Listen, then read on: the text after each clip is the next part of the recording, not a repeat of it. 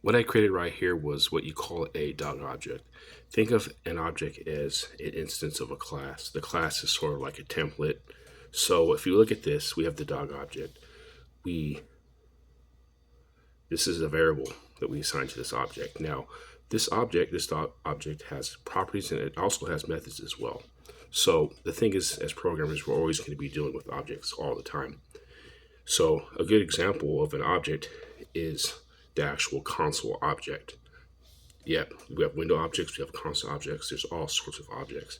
Now, inside that console object, we are going to have a method. There's a method inside that object. Always remember that there's methods inside objects, not functions. We just call methods. So inside that console method, or that console object, is the log method. So we're all familiar with console.log. So think of everything is objects in programming. We're dealing with objects all the time. So just remember that. All throughout your whole career, we're going to be dealing with objects. And we know that. So that's cool. So that's a perfect example. The console is an object. Inside that console object are methods. .log is one of those methods. What does that .log method do? What prints out information to the console that you can see. Okay, so getting back to this dog object, it has properties. So for example, the dog has a name, it has a breed, it has an age, as you can see, it has a color, but it also has methods as well, which are these two functions right here, fetching and woof.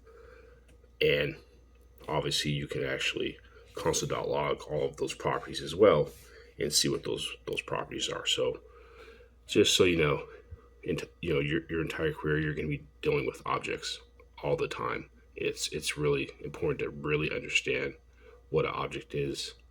And like I was saying before, you have window objects, you have console objects, all sorts of type of objects.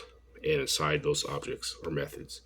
And an object is just simply an instance of a class, if you will. So extremely important to understand, especially if you get into object-oriented programming and all that kind of stuff. A lot of people don't like it. A lot of people don't like OOP for whatever reason.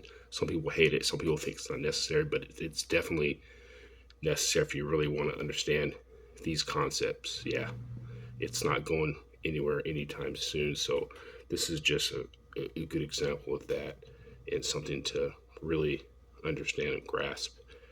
So yeah, there you go.